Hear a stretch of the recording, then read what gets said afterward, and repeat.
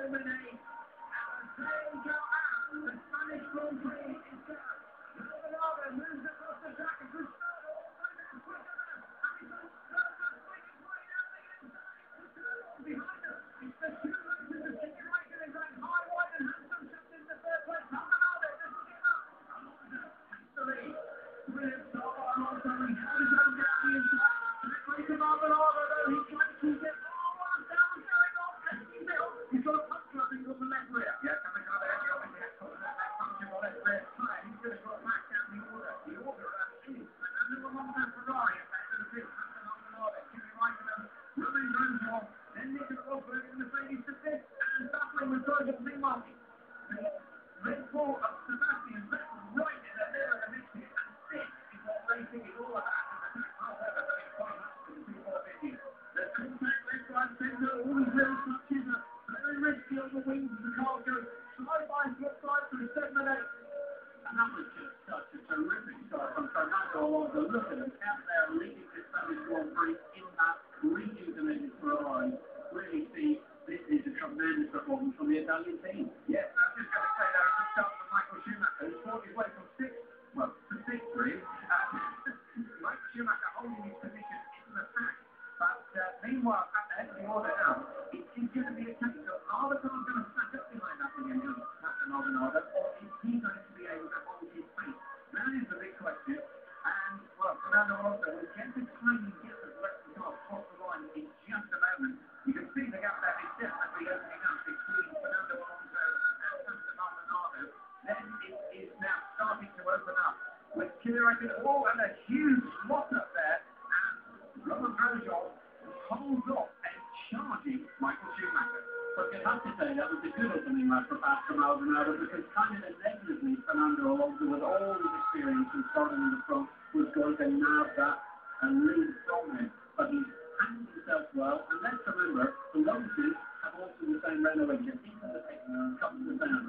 Well, that is a bit of a disappointing start for Sergio Perez, who might find hopes for this race now.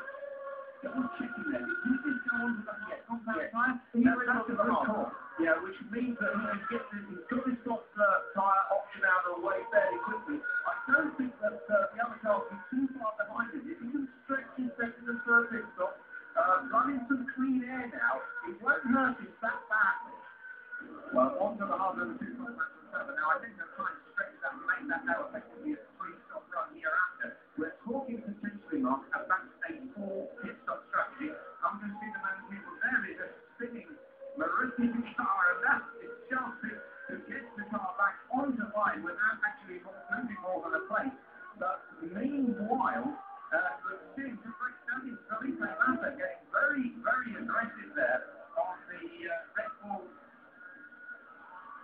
of Mark Webber and moving up into 11th place. This is a track where the conditions are working in the Ferrari favour for the moment at least. Yeah, 30 days yet, but certainly we'll see how these cars cope. The 2 Force Indians running together there, but we'll see how the cars cope with the soft tyre. But certainly the moment is quite a status quo at the moment at the front. Well, certainly I think there's also a couple of guys that made 2 steps forward so far. Jensen got them up into 8th position in his McLaren. Also Jean-Eric Verne, I mean, he was qualified right down below the mid-pit. He's in 10th position in the Toro Rosso. So a couple of guys making good progress there, in the top 10 and sniffing right around behind the leaders. On board with Hamilton, who's making progress. I mean, he's up to 18th at the moment. Right down, he's not an easy place to pass, and he's through. Great move that day down into 6th.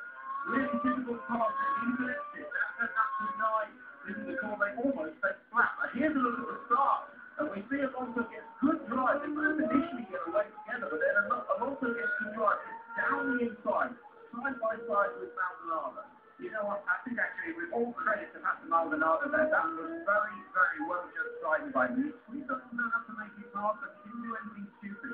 And you know, a lot of people will be talking like Hassan Maldonado, like he's a crazy crash test dummy or something.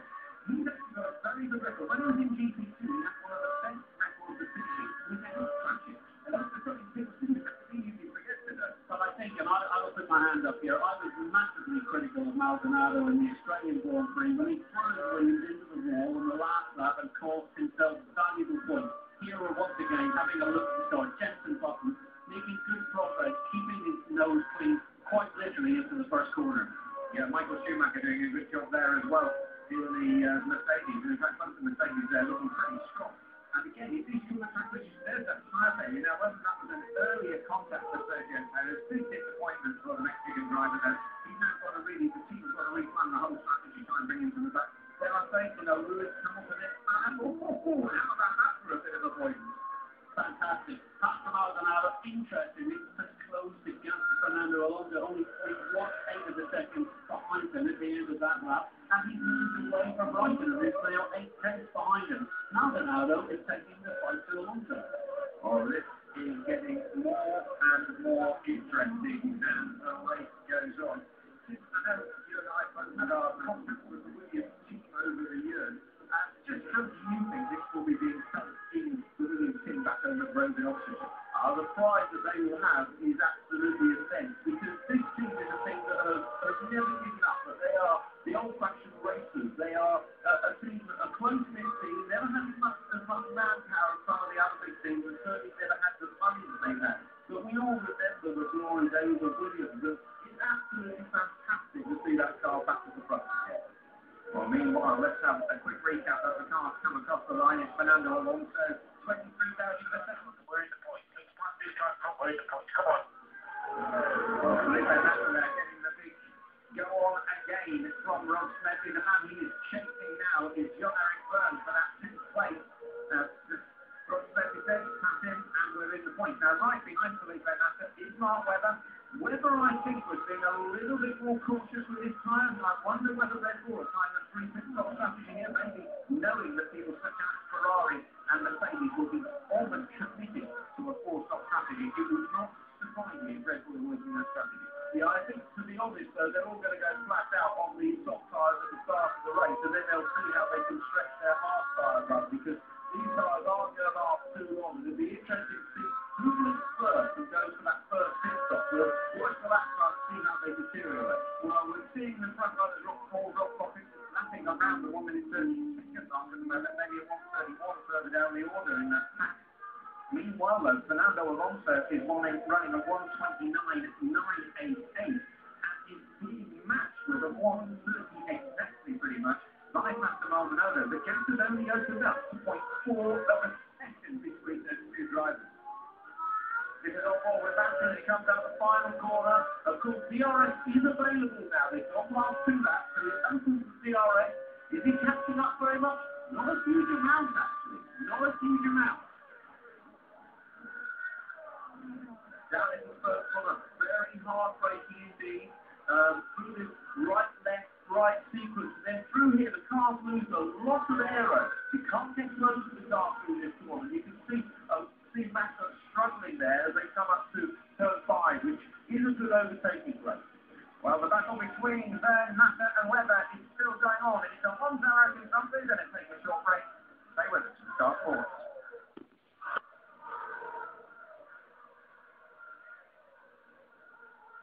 7 laps completed in the Spanish Grand Prix. The first pit stop goes to Mark Webber. Drops him back down the order, but nothing lost there. Certainly, though, that is not the case. I was trying to predict earlier they were going to try and do a 3-pit stop strategy. Mark Webber is the first of the drivers to come in.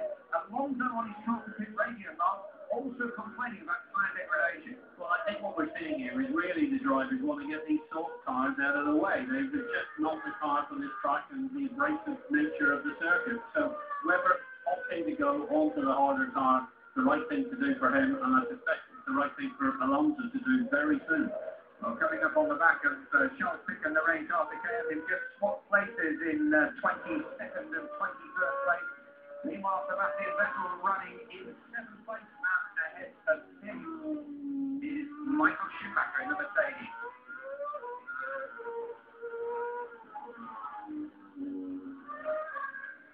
Well, here come the pack then with Nico Rosberg in 4th place, Roman Grosjean in 5th, Michael Schumacher 6th, Sebastian Vettel 7th, Jensen Button Kobayashi, and then completing the top 10, but ahead of them all is Fernando Alonso at the head of the field from Pastor Maldonado by 1.6 seconds, and Red Bull are ready for another pit stop.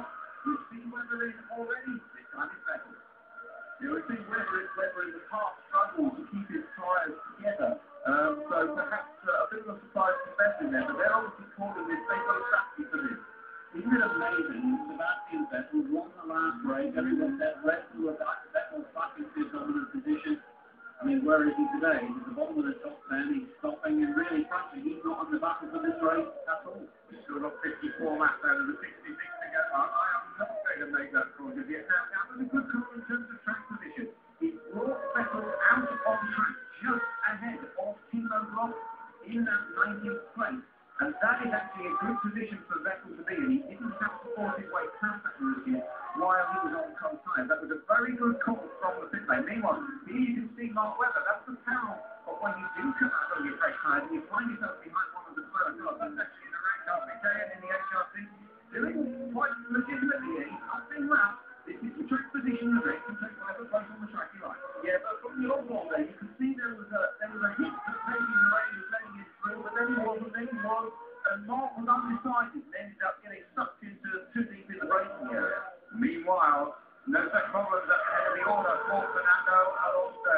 On to the 10th lap now of the Spanish Grand Prix. Behind him it is still Pastor Maldonado in the Williams. There he is, car number 18, and it's 1.5 seconds between the two cars. Kimi Raikkonen looking further 2.9 seconds back down the road, 4.5 seconds behind the race leader. Meanwhile, in comes into the pit lane now for another tyre change. Comes Kamari Takayashi.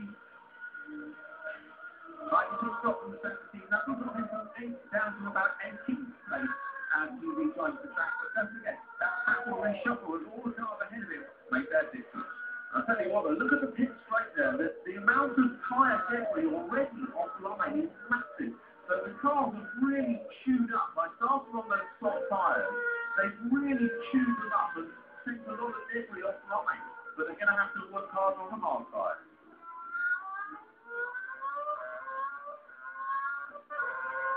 Let's stay quiet and enjoy the sound of that Mercedes racing engine in Lewis Hamilton's car. Come on, Eliza Davis, turn up the volume. And Hamilton up to 13th position after only 9 laps. I mean, he passed the Force Indian, just ahead of Fernando. He was really right up there into the thick of things. Here we are, 9 laps into the race, and he's already to spend effectively the last of it. It really is an effective drive for Lewis Hamilton. He does have that Nico Hulkenberg there into that 12th position. All the rest of the next match, Lewis Hamilton signed in the second or the lead of the two Force Indians. But I think that rhythm might change, because I think they're going to be bringing one of the McLaren in. Easy goes forward. London are ready for a tyre stop as well. It's Nico Rosberg, Jensen Button coming down the pit lane as well. And interestingly, Kimi Raikkonen and Alex Albon have both stayed out on track. But Button goes on. And that was very close indeed to pull the rest of the guy to the pit. Yeah, but a great pit stop. McLaren got that one right. And all eyes are on McLaren to see if they get their pit stops right. They certainly nailed that one. That worked out very well for Button indeed. But a dangerous release just as the... not an unsafe release because he was clear. But it just so happened that the 450 was pulling into the bay next to Locke. And with Durant choosing that moment to come into the pit, it means that Lewis Hamilton, having got past Hulkenberg, now has some clean air. He's going to put in another hot lap. Here we see a replay of that. Hulkenberg just runs a little bit wide. Yeah, I was talking about Marvin just before that. He turned in a fraction late, and because he was on the Marvin, it dragged him out wide. He's really got to stay on line. Well, meanwhile, for race leader Fernando Alonso, the question is, when does he come in to the pit stop? And equally, let's listen to Hamilton's team radio. Alonso has put this apparently 28. I can't think of any of that. Well, congratulations from McLaren to Lewis Hamilton for what he's saying. He says, well, I think this could turn into a Hamilton versus Alonso battle. Alonso dropping the third place. Lewis got another couple of places perhaps before he gets back out onto the racetrack. But a pretty flawless first stop, and in fact, as the rest of the field steps down the pit lane to come in behind him, Grosjean and Schumacher are coming down the pit lane, and as on the track again, Michael Schumacher is another of the pit stoppers this time around. Nico Hulkenberg has started into the pit. Felipe Massa, Jean-Eric Vergne, Toro Rosso, all in and out of the pit lane, and that means that Fernando Alonso, I think, is now behind Pastor Maldonado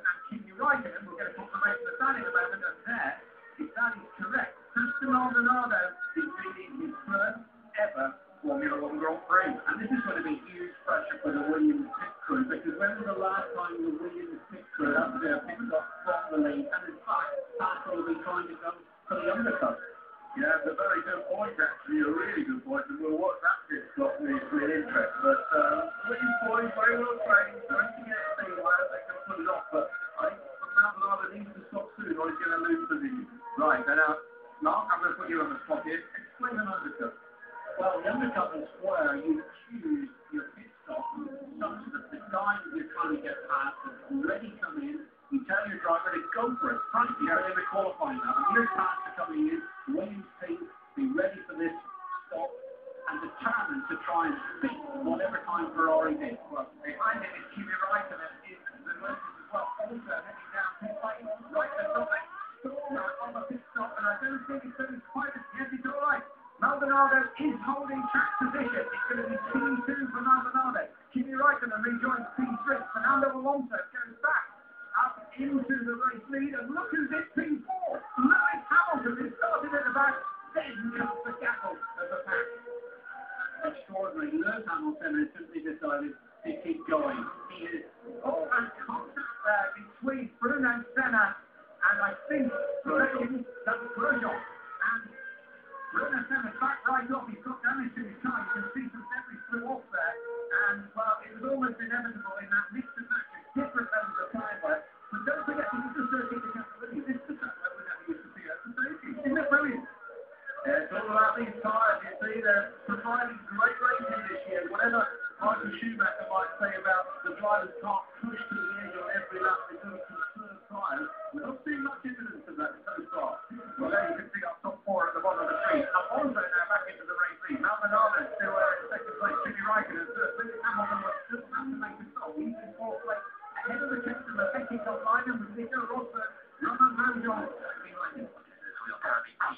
You're going to be P4. We're not going to make different strategy work here. Well, all credit to the McLaren team. Whatever strategy they've got, it's been a blinder. well, and last night, one of the fan forums, one of the questions that came up was, can Lewis Hamilton still win this race in the back of the grid? And that question was met with private derision. You can't possibly win a Grand Prix in Barcelona from the back of the grid. Actually, he's got to put in a good effort. I think where we see everybody stacking up behind Hecky Top-Line and Lukaku, there is the contact between Grosjean and Senna. Yeah, I mean, Grosjean was sticking his nose in there, really, where it didn't belong. And these are the sort of little errors that you don't want. He didn't, maybe he saw, and that's Michael Schumacher. We bring contact to the front. Bruno Senna and Michael Schumacher have made contact, and Schumacher is looking furious. Shakes his head.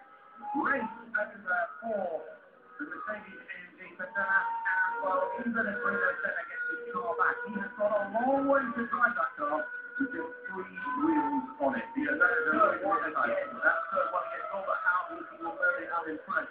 Well, that's one where Grosjean and Senna, the previous back had a problem. I suspect that Senna's been struggling with something, and Michael went to pass, and there was contact there. But, well, Senna's race is effectively over. The rear wing's dislodged as well, and that's not a quick fix. Well, I think that is going to be probably game over for Bruno Senna. He may be just taking himself to the walk back. You can see the mechanics were hoping for a hasty pit stop. That is not going to happen. He's not going to be heading back into the game.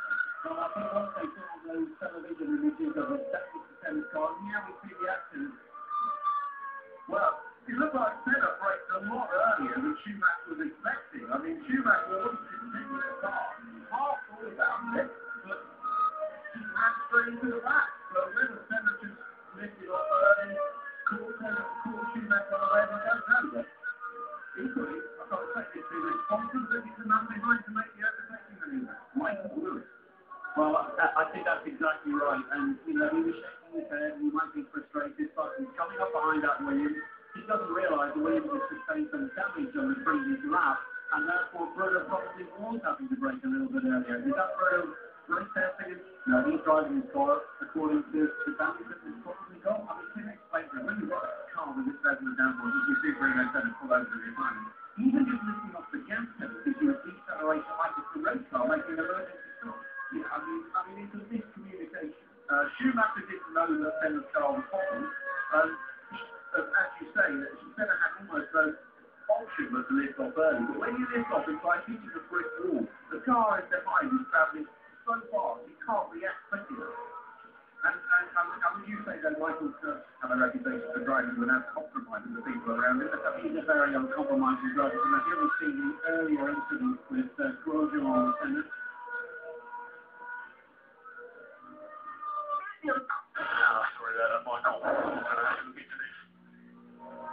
he's calling Brimson an idiot? So Michael Schumacher really upset with that. Well, interesting, that's the Schumacher behind Senna when the Grosjean incident happened. So he had a whole lap behind him, probably to work out what was going on. I don't think Schumacher should have thought, oh no, Barrett, I managed to mess up another pit stop. That was, I think, him driving over the wheel gun. Now, whether that's done any damage, I suspect not, but according to the McLaren, there will be much cheese organised. I mean, that's just extraordinary. He's been released, he's lowered the throttle, dropped the clutch, only to discover that there's a wheel gun under the front left wheel, and he's bounced over, castigated for the suspension.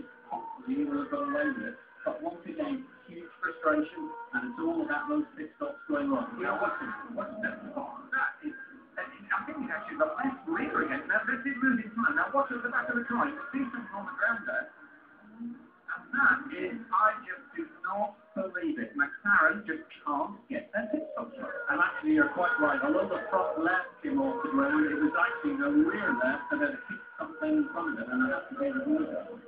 Well, that was the wheel gun position that was changed within the team.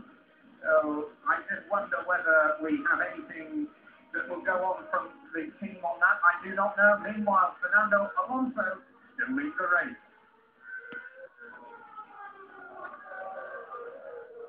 Welcome back. Yellow flags are being waved 16 laps into the 66 of the Spanish Grand Prix, but that's not such a problem for Fernando Alonso. Aston Maldonado, can you ride with them? They're the race leaders. Let's see how they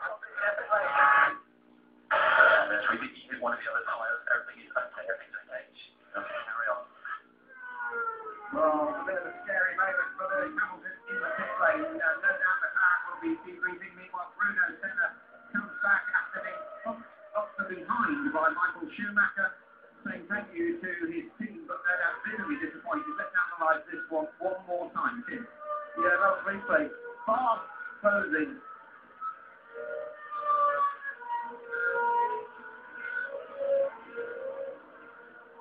Well, you see the aftermath there, a lack of communication between the two cars. Schumacher thought there was going to be an option there to pass, didn't move out in time. Senna came off the top a little bit early, whacked straight up the back. Well, there you can see it again, and maybe, as you say, miscommunication, but the debris scattering all around the field. Sebastian Vettel having a narrow escape.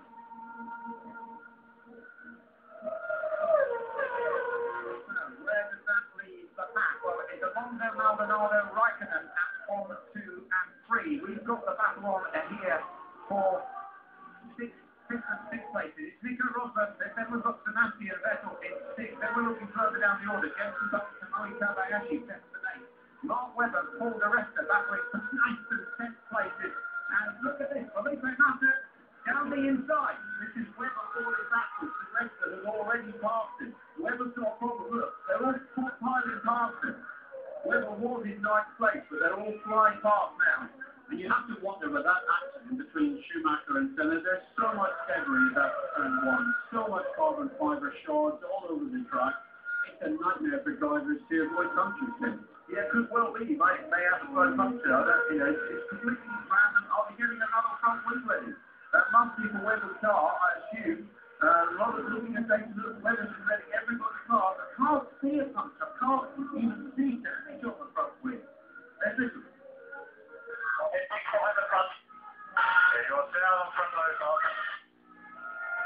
they know something has not working out from the 60 side of something wobbling around deflecting just there, but they're changing front tyres, they're changing the front wing. Well, they'll change all the tyres anyway. They'll change all the tyres anyway because he's here. You could see the upper steer in the car. You just couldn't certainly get the car around the corner, but we can't see any damage in this. Very nearly got me in the pit lane, in fact, because of that upper steer. Now, let's see what happens. Is it the suspension component failure? You'll see what they change the tyres. They're going to change the wing. And now, there's the wing coming off. What's the inspecting the suspension as well? There's the wing going back on. They're pretty sure it's a wing issue. It's an aerodynamic problem rather than a suspension component issues. Well, the engineers said yourself, although they could see the amount of downforce the car is generating from the onboard data that's transported really fine back to the pit. They could see the downforce on the front. Well, meanwhile, looking up behind Nico Rosberg, he's in fifth place. It's Sebastian Vettel in sixth. Jensen Button seventh. Prix Kobayashi in the third. They pull the rest of the Force India in the ninth position. Until Eric Berger, a little distance behind now, completing the top 10. Now, quite rightly, the director is concentrating on all this action and the excitement and in the pit lane and the accident. Meanwhile, up in front, Fernando Alonso was 3.5 seconds in front of Pastor Maldonado, but since they went on to the harder tires, Maldonado has taken over a second. In fact, 1.3 seconds out of the Ferrari driver. He's closing. Well, you know what, 2 years ago, when we had local TV producers used to produce the Formula 1 TV coverage, we would have seen nothing of this. We would have seen only Fernando Alonso in a Ferrari driving around his home circuit. It's interesting now, because we all have the international production team travels everywhere in the world, because everybody in the same kitchen. And that's why we're going to see a lot more of this driver. But I'm sure our director is going to pick up on the Alonso Maldonado battle shortly, because Maldonado is taking time in that race-leading Ferrari. Yeah, interestingly, just behind though, Raceday and Grosjean and Rosberg are still on the option tyre. But their lap times are very competitive. There's very little to choose. I mean, Alonso and Maldonado doing 29.5 roughly. And Raceday is 29 too. Plan P and right to target.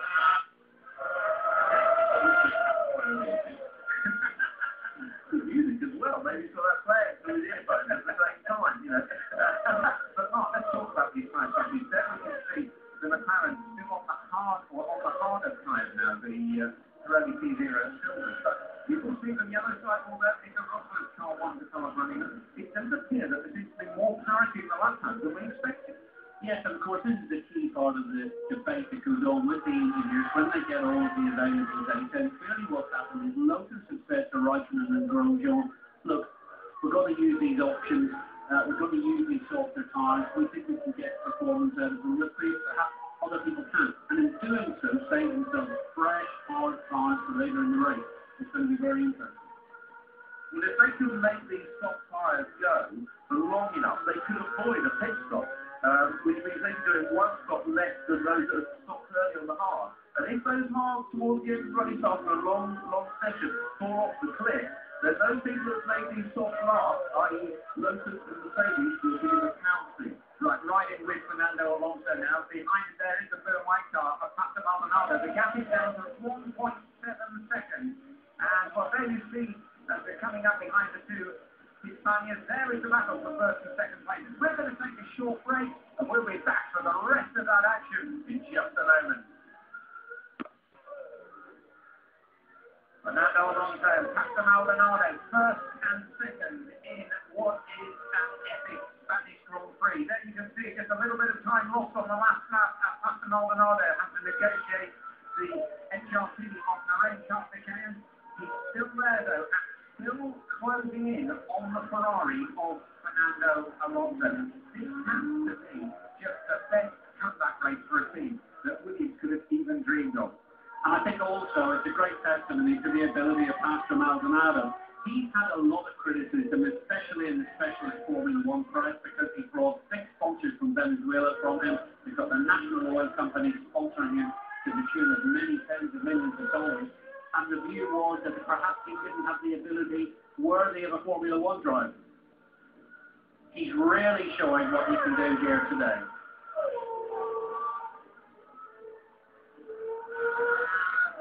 Well, I've always said even a driver who sometimes gets the label of being a paid driver, they have to be at a level to be in Formula 1. And any driver on a Formula 1 starting grid, give them the car, can be a bit of a hero. Pastor Maldonado so far holding it together very, very well. And it must be a completely different thing. He's been running in the midfield position with the midfield team with the fantastic about the race over Sergio Perez and Taylor as he fights back at the tail of the order. But to suddenly be in with a chance of winning, it's a totally different mindset in the car. To be honest, yes it is, but those guys have been in that position before. It's only when you get to a snip of the victory that you can actually see what a driver's really made of. Does he rise to the occasion? Does he take the most out of his opportunity? So far, Maldonado is doing that. Let's hope he keeps his nose clean. driven an immaculate race so far. Well, Mark, Pastor Maldonado has worked when you were working in GP3, GP2 rather. I mean, what's your feelings as a racer in that series? Well, actually, even more recently, working with them last year at Williams when they had Cosworth engines and we had a lot of experience working with him. He was extremely competitive. He was outshone on occasion by teammate Ruben Barrichello, of course, massively experienced. And I'm quite sure the Williams team and some people will be wondering, how would Barrichello have made the most of this opportunity with what is now a competitive car?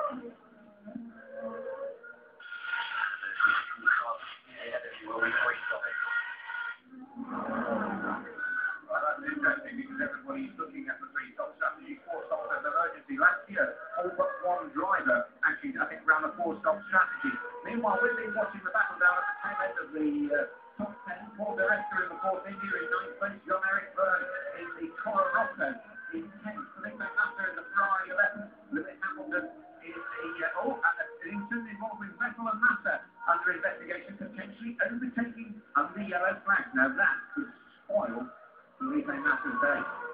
Yeah, certainly could. I was hoping to see here we go. I just want to see if Lewis Hamilton could use the DRS. He came out of the final corner perfectly behind Massa. We know how quick Mercedes on the straight, but he couldn't get near him. Couldn't do anything down the straight. So the DRS overtaking is not working. Now this, I think, is maybe the yellow flag incident. Now what's that? Is there a yellow flag being shown down here? Not seeing it yet. Not seeing it yet. No, I think that's just a replay of Mark Webber going past Vitaly Petrov, in fact, down in 60th place. Meanwhile, the battle's still on for Felipe Massa, getting unwelcome attention from the stewards, it's got to be said. And also, got to say, what is going on when you've got one Ferrari potentially going up to win this race, and the other one is battling in the middle of a pack for 16th or 11th place? Well, you wonder how much patience Ferrari are going to have with Massa. Well, bit of a mock-up from the Toro Rosso in front of the Ferrari, but not really. A Ferrari shouldn't be down this pack battling with the Toro Rosso. Absolutely not. And as you say, Fernando Alonso's out leading this race. But I mean, it's so often that happens in teams. You look at Pastor Maldonado in second place for the Williams. Bruno Senna's had a really bad day at the office in the other car. So quite often in teams you do see this develop. And yeah, John-Eric Byrne diving into the pits. We saw Nico Rosberg making the second time, not two times actually heading into pit lane. The Rencar Piquet in the HRT is just actually, I think, leaving the pit lane there. It's Paul de Resta in the fourth India. John-Eric Byrne following him down the pit lane and trying to go around the outside of Felipe Massa. Goes with it, Hamilton. Can't quite make it stick. And it just seems that certainly Massa's not shorter effort. And we saw it yesterday in qualifying. I mean, Felipe was almost in tears. He had driven, obviously, out of his skin to get the last champion wasn't there. And I think that radio message we heard a short time ago from Lewis Hamilton's race engineer Andy Layton telling them what the cars and what we're going to do with a key message. He's telling Lewis, you're in danger of getting bogged down. You've got to get past Massa. And he's coming to be able to. Will be a long distance and looking after tyres. He will be under threat from the cars and not have stopped for different function on it. Well, that's to Nico Rosberg, who has now dropped down the order as a result of his time stop. Meanwhile, Pastor Maldonado out of second place into the pit. This is an important time stop. Tidily done. Williams have practiced hard, and the practice has paid off. That is a good stop for Pastor Maldonado. Looks down to third place, and I think that is the HRT and the Rencar Piquet. Stops at the end of the pit lane. So Carpiquet's race is over. Pastor Maldonado now drops one place to Kimi Raikkonen, but both Alonso and Raikkonen still got their pit stops to make. And interesting, this time he stopped before Alonso. Last time he stopped afterwards. If he can really get the hammer down in some clean air, and maybe Alonso runs into some traffic, he could do it. This would be really crucial. But this is again another test for the driver. Can he turn it on instantly he comes out the pit? Well, he's gone on to the hard compound tyre. And we'll see there, you can see the almost invisible cycle marking. It's the Pirelli P0 invisible tyre marking. The silver tyre sidewall doesn't stand out as strongly as the yellow one. But that we don't need to worry too much about that. Those yellow flags, the yellow marker at the top of our screen is out because of yellow flags behind the Rencar Piquet, facing the HRT at the end of the pit lane. And Frank Williams and there his daughter Claire Williams, who just replaced him in back on the borders and things watching. That Williams FW34 looks like a great poise. And Jensen Button once again struggling with front deck grip there up on the ground, trying hard to get slowed down.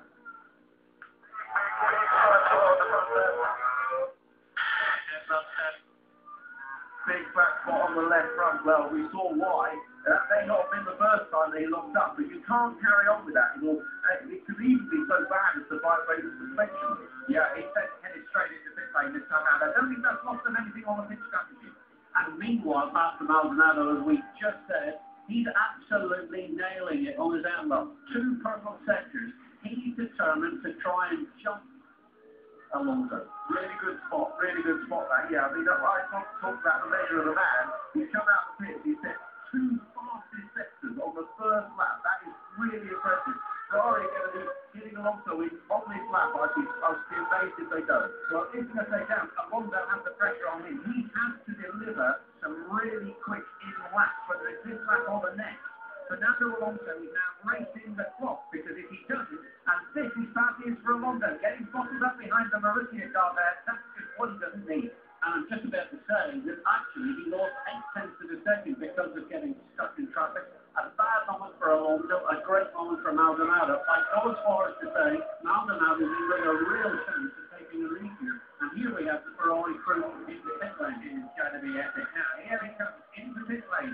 Fernando Alonso. Can they pull off a free pit stop? That's one thing. Will it be enough to keep him at the head of the pack? That is another. Look to your right. There is the Williams on the track. And past him and the drone from the grandstand. The Williams goes through. Pastor Maldonado has track position ahead of Fernando Alonso. In 3rd place on the leaderboard because Kimi Raikkonen is now leading the Spanish Grand Prix.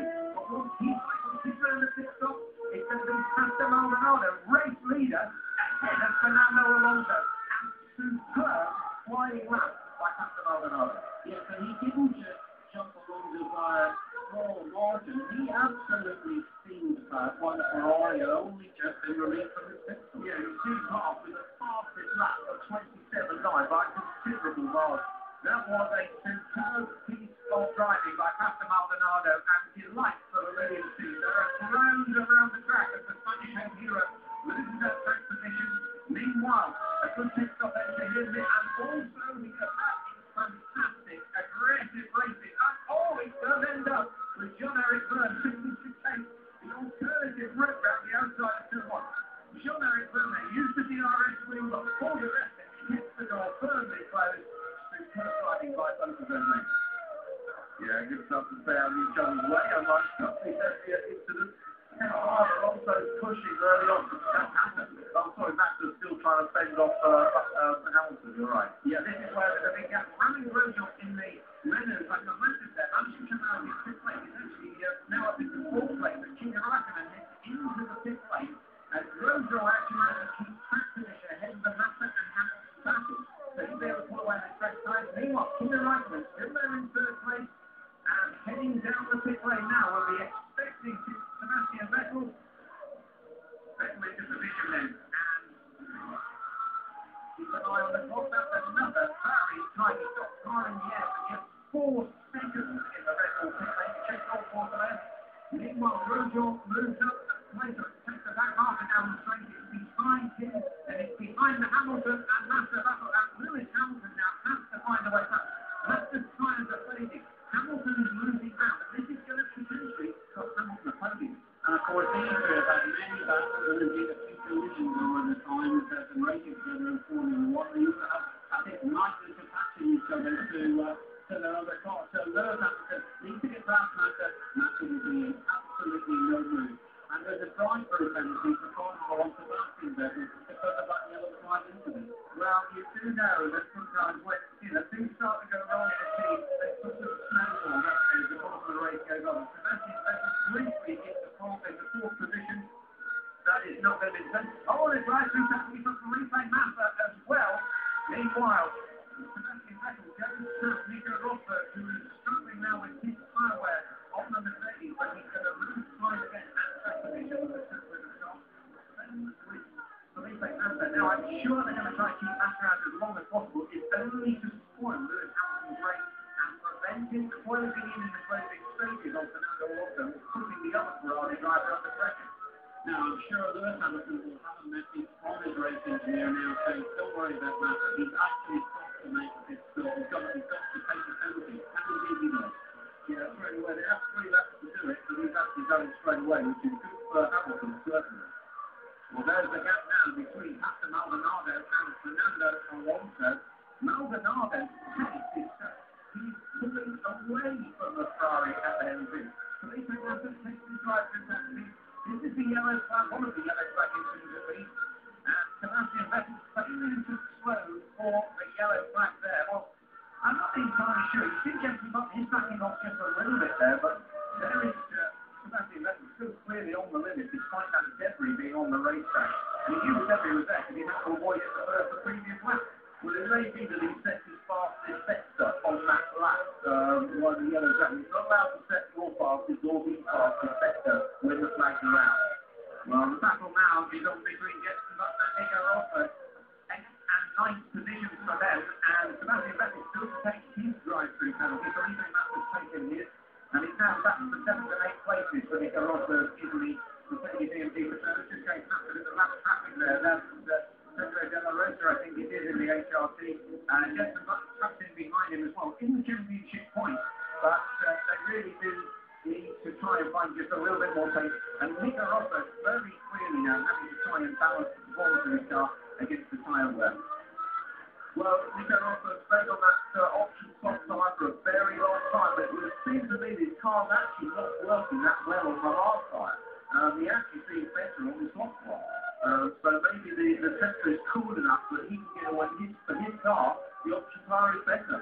Well, so far at least he's staying on it, but there you can see the straight line speed of Jensen Button, but the laser racing line, even at 750 metres, that DRS overtaking isn't producing the overtaking manoeuvres. Just not this weekend at all. We hoped we would see a lot of overtaking, but it just hasn't come to pass, unfortunately, down that straight.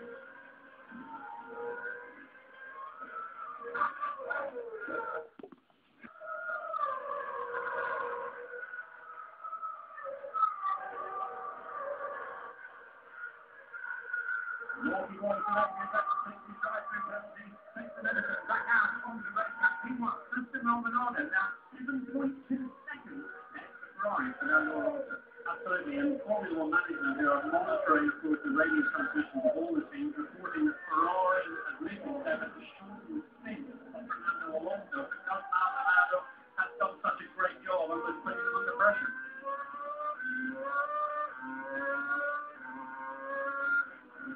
Well, still on board with Jensen Button here trying ever so hard to get past Rosberg. Remember, they both got Mercedes engines, but Button has the advantage of DRS. But it isn't seeming enough for him to get past. But Rosberg's lap times are definitely slowing down.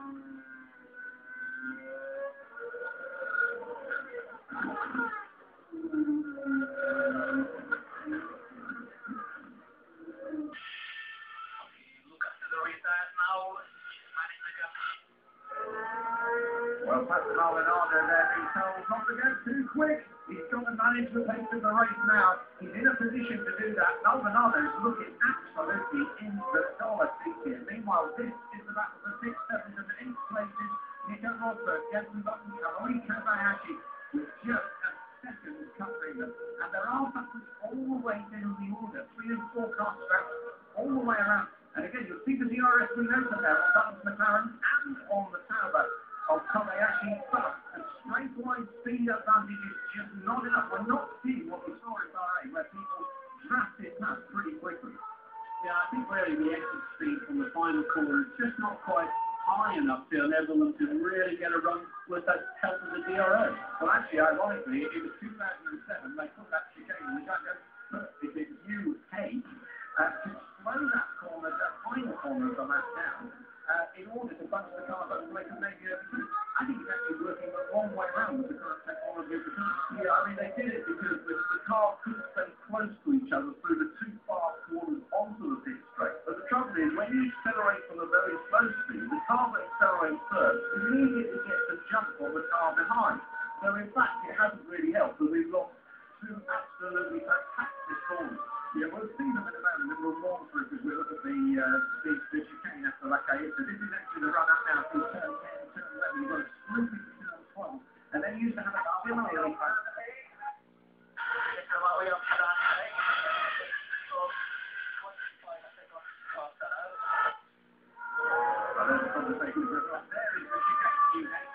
And that has now slowed this corner down where this used to be on the limited 60. It used to be an epic corner. But interestingly, just in this battle, Buxton in the middle there is running off option tyres. And his second pit stop, he took the option tyre off. So Buxton with his smooth driving style obviously thought he could make that tyre work. Maybe it's just temperature dropping, I don't know.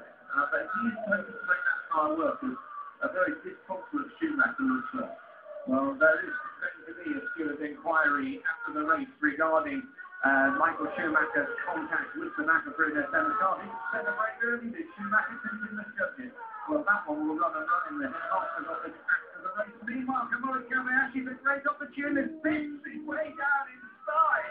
Jensen Button's stuff was a perfectly good segmentation with his Jensen Button is completely by surprise. Well, that's why we love Kobayashi, isn't it? He will have a go. You know, Jensen's been sitting behind Rosberg for ages. Kobayashi comes up behind them and they just jumped him. Look, he actually sold him a dummy as well. And there'll be a big cheer going up in Stamford Bridge, Roman Abramovich, of course. Absolutely delighted. Chelsea overtaking McLaren. There's a good story for you. There you can see it again. The big squeeze and a kick from Kobayashi as he moves up into second place. Jensen Button has a little bit of a battle on his hands now. But meanwhile, well, this man is making his mark. Whatever is going to happen in this race, this is going to be remembered as the day Pastor Marvinator came and saw and just maybe conquered. And I'm just wondering whether he can hold out for the second half of the race. Well, there's only one way to find out. Stay with us on Star Sports. And just before the break, we heard Lewis Hamilton complain that the rear tyres were going off. And he hasn't been on those tyres for very long. So clearly McLaren is working his tyres quite hard on Lewis's car. But then Jensen is going down on the option tyres, but he also is not looking very convinced either now. Well, maybe this battle to charge away up the field is worth a little bit against Lewis Hamilton. Hamilton, we've pretty sure, was trying for a free pit stop strategy. In other words, to eke out his tyres a little longer than the cars behind. And as Rosberg and Kobayashi stack up behind Hamilton, that's not necessarily a bad thing. If you can hold them behind him, because they're on a four-stop strategy, they need to get past and get the quicker laps in. Lewis, if he's going to be trying to be conservative on the tyres, he's got to back right off. Well, Lewis just started in the pit there, as you said. He's obviously had enough. The McLaren boys, let's watch this pit stop. Can they get one right for Lewis?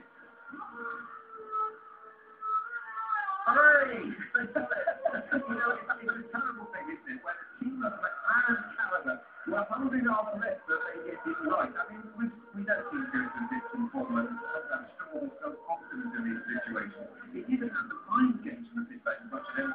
Well, I have to say, I mean, one of the things that I really experienced from the start of my own team was over the first 4 years building our pit crew into a group of people who didn't feel pressure, could focus on the job, and we did have individuals who struggled. And actually, once you get the pressure in the team to do mistakes, it affects everyone. Everyone starts to get extremely tense.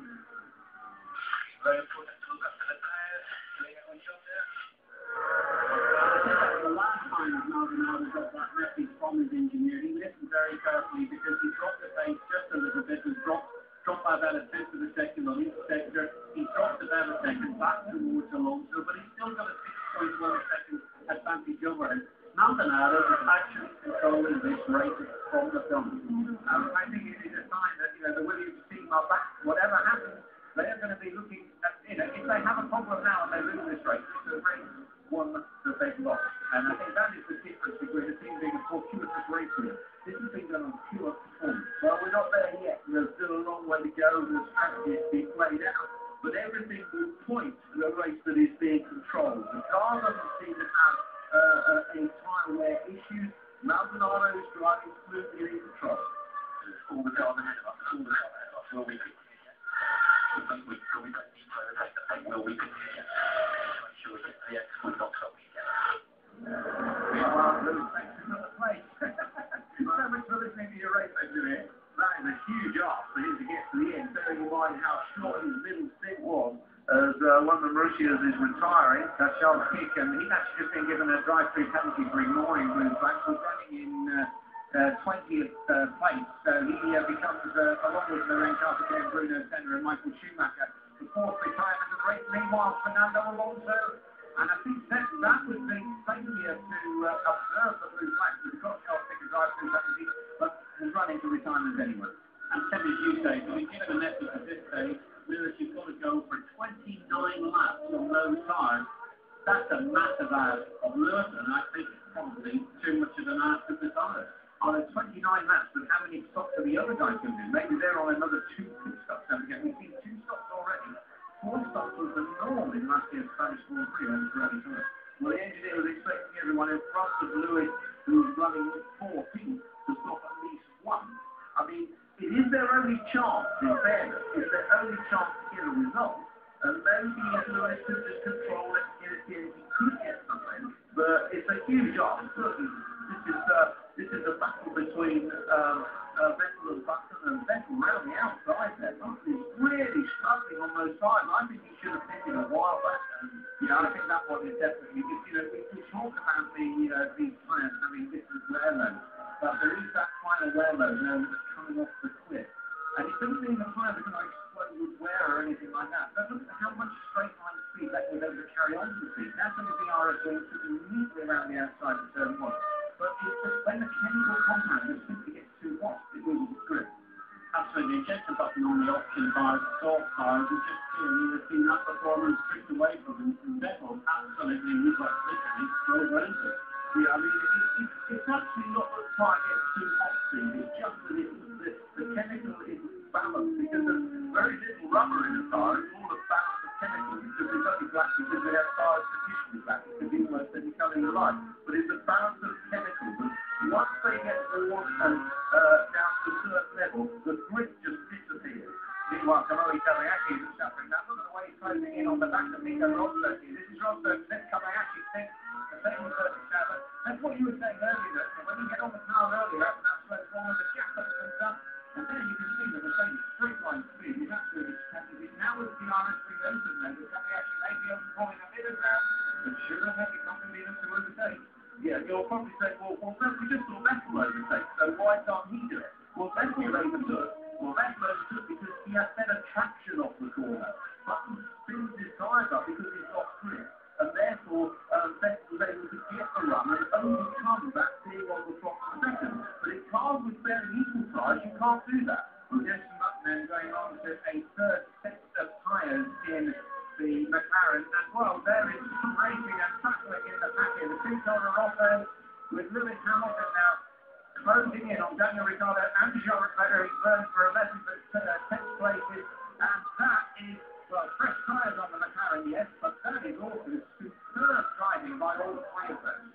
But it's not really the kind of driving that's going to conserve those cars for those 29 laps. I mean, he's wringing the neck out. And really, this is where Lewis needs maybe to just step back a little bit and think about the big picture here in the race. Any top 5 finish for him now will be a great result. Sergio Perez, we've been watching him battle his way up into the replay. Oh, and the mechanic falls there. He's made the pit stop, and now that, they've got to pull that. There was another mechanic also there. They both tripped and wound up under the rear wheel. And maybe that has damaged the car because Sergio Perez is now out of the race. I wonder, hitting the ground with the wheels running there, did that shock over transmission? No, I should think it was that one of the wheels didn't go on properly, and the teams now, if the wheel doesn't go on properly, they have to retire the car immediately. They're not allowed to drive around with an unexpected wheel squeeze. Now that was like brought the guy into the pits from the Toro Rosso and Daniel Ricciardo. Managed to hold it together, but that was a close run thing, almost losing it at the end of the pit lane there. There's Lewis Hamilton, he's running in 9th position. Nico Hulkenberg in the 4th India, Felipe Massa in the Ferrari, Jenson Button in the 2nd of the two McLaren, all stacked up together just on the outside of the top 10. Meanwhile, Pastor Maldonado, well, he has still got 25 laps to go to the checkered flag. We're going to take a short break. Back with more action and drama in just a moment. Riding with Jenson Button on the back of Felipe Massa, DRS win open. Massa takes the tighter inside line down into turn 1. And Button goes all the way around the outside of the Ferrari. What got done to Button has been done to Massa. And that means now that Jensen Button moves up into 10th place. Felipe Massa is now in 11th. And Piston Maldonado has just headed down pit lane.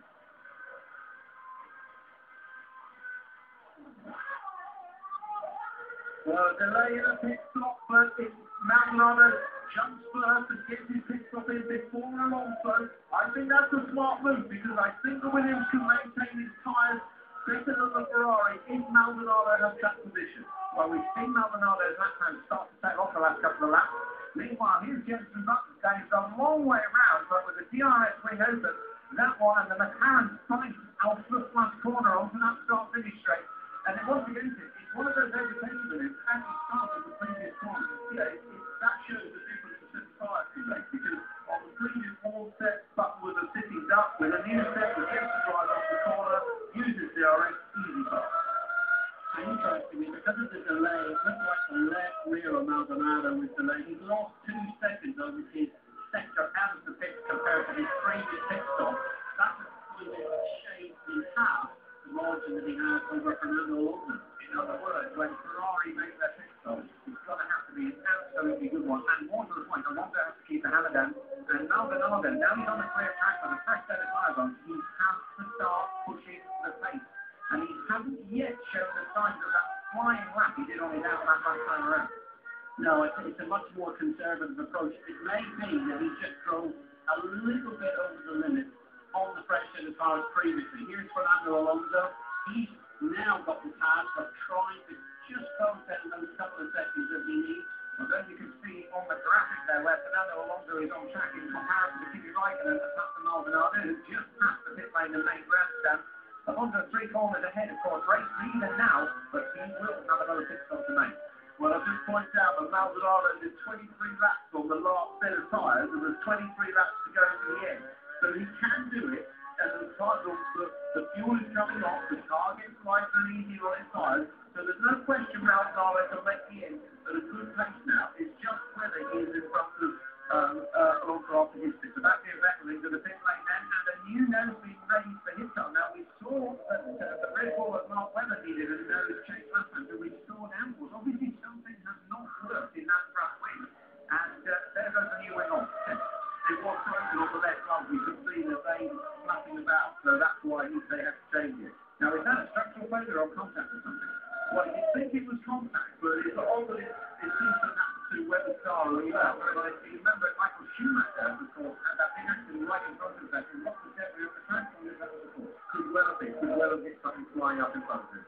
Well, meanwhile, then Sebastian Vettel back out onto the racetrack. That's cost him dear, though. So, have a look where Sebastian Vettel has now rejoined as the order shuffles up and down the track. Vettel has returned. Paul the rest has just made a routine pit stop in the Force India from 11th position. That's going to drop him down behind his teammate Nico Hulkenberg, potentially Mark Webber. We're riding the Pastor Maldonado in 3rd place.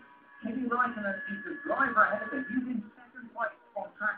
And when the pit stop will shuffle down, that will move him back into 3rd. Raikkonen, we haven't heard a lot about. Let's have a look at Maldonado's pit stop replay.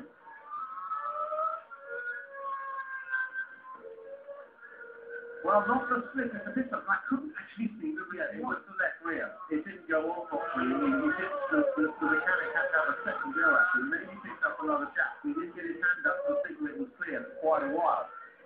But going back to Vettel, at least he can now, he's got his pit stop that way. He can get to the end now. Anyone stopping now can get to the end if it was a scheduled stop. Well, looking at the pit stop at the moment, Maldonado, 3 pit stops. 3rd place.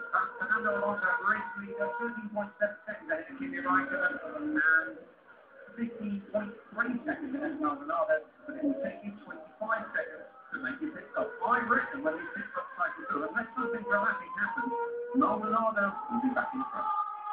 One of the questions you often get is how can mechanics possibly make a mistake given all of the practice that they do? Here we have Ferrari in the pit lane, all of those guys geared up. Well, lots of stuff. Those wheels and tyres, they go off the brakes are at 800 degrees, the wheels and tyres themselves are at 80 to 90 degrees, about the same temperature as a scalding kettle. The 4 guys there putting heat shields in a the exhaust pipe, making the framework alive. And there goes Maldonado on the right side of the track, and we saw saw Fernando Alonso rejoin third place overall, but Kimi Raikkonen on cycle through his pit stop to just about the radio.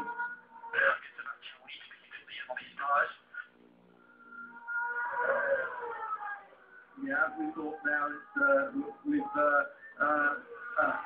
not too many laps to go, it's well within the scope of the tyre to get to the end if the driver manages it. But Maldonado, great job, he's got back in, out in front.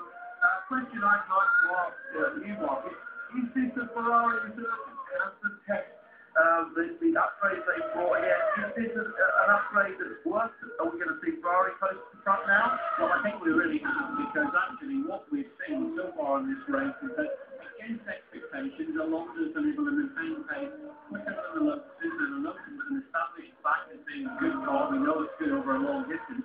Alonso actually has been able to lap quicker than it. The consistency is there, the drivability from the driver's point of view, actually returned to that Ferrari. But all we're going to say, I mean, Red Bull won the last race. We thought Red Bull would go back. Red Bull hasn't been at the races today. Ferrari has come back, really good come back.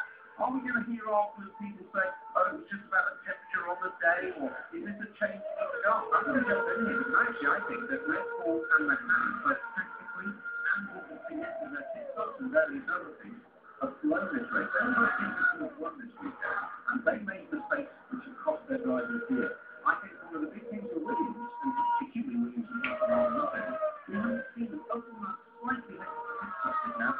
We haven't seen a major problem. So that's the news. He's coming up to catch Kimi Raikkonen. Now, Raikkonen's playing a pretty well. Raikkonen must be thinking about pit stop in the next lap or so. If not, are we going to see, should we just say he's kept to a through by Maldonado on the former world champion? Oh dear, that's a bit easier. Well, I sent a congratulatory message to Patrick Head, the founder of Williams website for Olympic Quarter for so many years, and Patrick came back saying, delighted to the team, let's just hope the path to Maldonado can keep things calm. This is what they need. They can win this race without having to defend Kimi Raikkonen. Yep, he's comfortably in front of Alonso. The team should tell him Raikkonen has to stop again. Just be patient, and it'll come to you. And isn't it great though to see Lotus and Kimi Raikkonen, albeit at the moment as himself, but being genuine contenders. We've got a fantastic World Championship. Well, I would have to say, I must go back and look at some of the season previews. Who would have ever said, yes, I can imagine Kimi Raikkonen and Lotus being pushed massively back out to Maldonado and the Williams. Oh, well, here we go. Now, this could be interesting. DRS wing open on the Williams. Kimi Raikkonen looking in the rearview mirror. Williams closing in on Lotus. Oh dear, and he's through. Pastor Maldonado is not interested in winning this race by waiting for people to take pit stop. And not only that, he did it brilliantly. And there was Pastor Nielsen looking absolutely tense, but delighted to see that going through. And Pastor Maldonado is driving it like a Champions race. Well, that was great. I mean, Pastor's got the newer tyres. He had the traction coming off the corner. He had the pace to get past. Raikkonen fortunately didn't defend. He knows that he's a safe shot on those tyres. But it was perfect timing. We were also just coming up behind. So good driving Maldonado.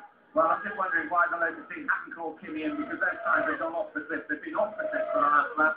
Fernando Alonso is going to be finding a way past, I think, Kimi Raikkonen. It's not here. Certainly on the next run down through the start-finish straight, assuming Kimi stays on track. And on those new tyres, Fernando Alonso is just on a 1 minute 27.3. He's really caught up with Raikkonen, and I have to say, I think this race is not over yet. I think Maldonado's got to look after those tyres, because he's got the top driver in Formula 1 breathing down. Yeah, I think this race is a long way from over yet. The Santander, we got 19 laps of the Grand Prix again. Kimi Raikkonen is staying out there like a Duracell bunny, but the performance of the car now is slow out of the corner. There comes the Ferrari. It's Fernando Alonso, DRS wing open, and look at the difference in straight line speed there, nearly 20 kilometers an hour, and Alonso is absolutely flying. The gap between Fernando Alonso and Pastor Maldonado is falling with every successive lap, and at the moment the gap is going to be coming down over the next few laps. Let's listen to Maldonado. Back off the pace, keep them behind, let's take tires.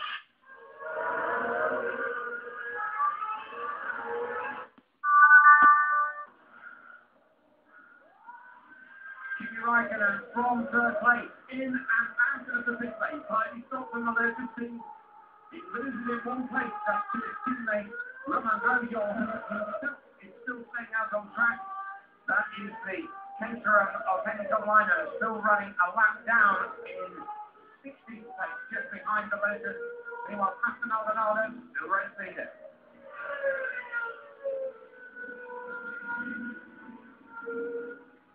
So with Kimi Raikkonen making his pit stop, it's a straight battle now at the head of the field between Aston Maldonado and Fernando Alonso, who is on a charge.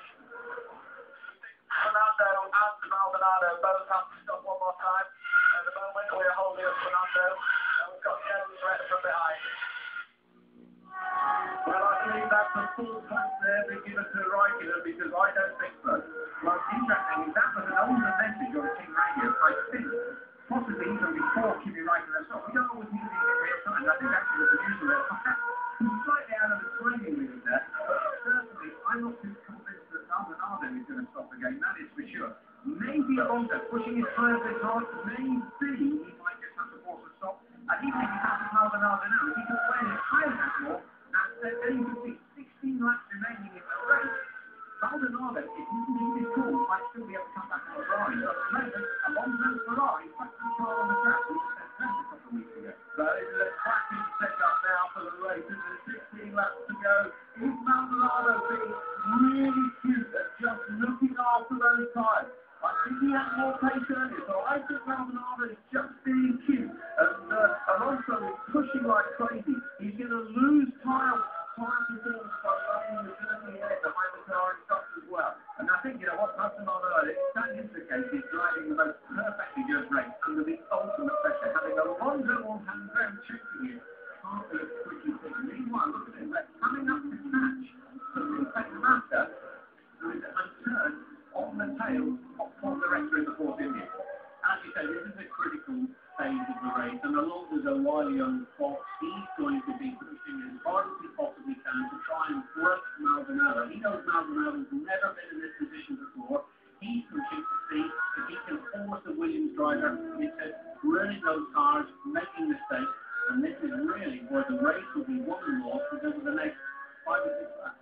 Yeah, look, Maldonado's put his foot down a little bit now to get away from Alonso in that DRS zone, and he seems to be able to do it. So, I mean, at the moment, Maldonado he's right on the edge of the field, so I'm saying at the moment, if he's controlling it to that level of degree, he's fantastic driving. But at the moment, he's got to get to the end of the race. Maldonado on his 24th Grand Prix start. Fernando Alonso on his 180th Grand Prix start. That is the difference in experience between the young Venezuelan and the double world champion Spaniard driving on home ground. But we've seen the same match at Fernando Alonso. They were amazing performance in the car. Remember the Moreno at the Singapore Grand Prix a couple of years ago where the car was completely off the pace, yet he still won the Grand Prix. Malaysia this year, Fernando Alonso has something in the Ferrari in the West, in Japan, that no one else can find. And here we are again. Fernando Alonso, he is absolutely an awesome driver. Well, Mark referred to him earlier as the best driver in Formula One, and I think most Formula One insiders would probably agree with that, because a good driver, a great driver, often wins when he has the best car. You always feel with Alonso, he overperforms in the ability of the car. You don't see him have a bad day, just like when Schumacher was at his prime. But now, Alonso is doing it against the greatest competition. Well, what was I said with Captain Maldonado, to have this pressure on you in the Williams start, and there is the battle between the Force India and the Ferrari head. And I can guarantee you, listen, after blue flags or not, it's not going to be an easy man to pass, particularly at this point where Captain Maldonado is easily strip up and standing up to Alonso. Alonso's an opportunity as well. He knows that if he can position himself just right, he might just be able to take that advantage here as Maldonado loses any of his momentum. Meanwhile, Roman Grosjean is out of the pit lane by the pit lane, in fact, with a fairly lengthy pit stop going on his latest. That's our view at the moment. That's going to drop it back to Nico Rosberg and maybe even Kamui Kobayashi. We'll get a confirmation of that in just a moment. 4.8 seconds safety, wasn't too bad, but let's see what happens for him in a few moments with focusing on the back of first and second places for the Raceday. I think this is a career-defining drive for Pastor Maldonado today. I mean, frankly, whether he wins the race or finishes in second place now, he's done something. So 33,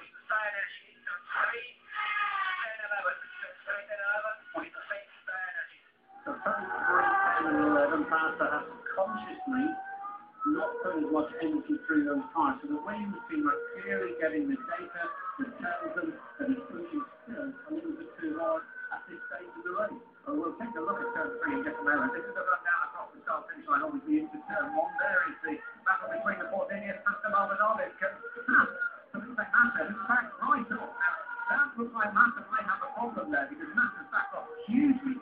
Well, we'll see in just a moment. Maybe because of the blue flag, but neither way is Pastor Maldonado in safety through. For the rest of the next man, they will put Ringo Senna absolutely riveted to the TV screens there. And what a weekend he's had. Been in qualifying, a thumb up the back to Michael Schumacher in the race. Not the way he would want to finish the race.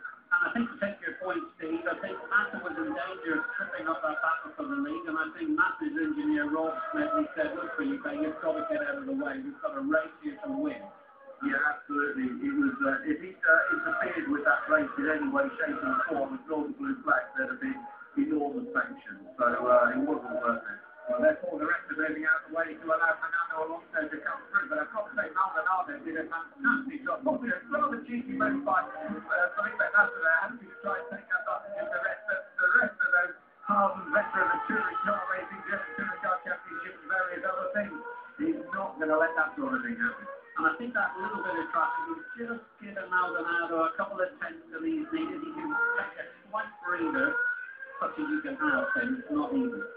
Well, slight breather is the word, isn't it? I think we're going to be taking one of those in just a moment. The good news is that will then be our final break, so we can focus on the non-stop run of the checkered flag. A little bit more room this time between Alonso and race leader Pastor Maldonado.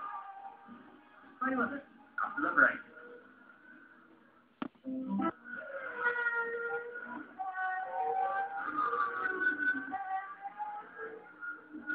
Welcome back with 1.3 seconds between race leader Pastor Maldonado and the Ferrari on home ground of Fernando Alonso. 1.3 seconds is critical though.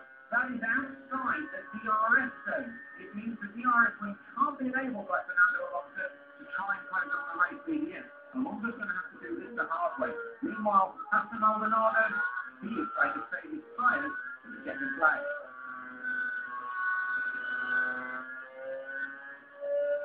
It never has to go to the checkered flag. Alonso, he's obviously he's got the easy group. But what about Pastor Maldonado? Well, Maldonado just got badly held up in turn 3 there by one of the XRPs at a critical point. So this could put Alonso back within the second gap that he needs to use his DRS. Certainly that cost Maldonado time, but well, we're going to say between now and the end of the race, what a fantastic drive by Maldonado. Kept everything cool so far, looked after his time, he's doing the perfect job so far. Well, it's a long time since the Williams driver stood in the winner's circle. It was one couple of months prior back at the Brazilian Grand Prix. What, ages ago, isn't it?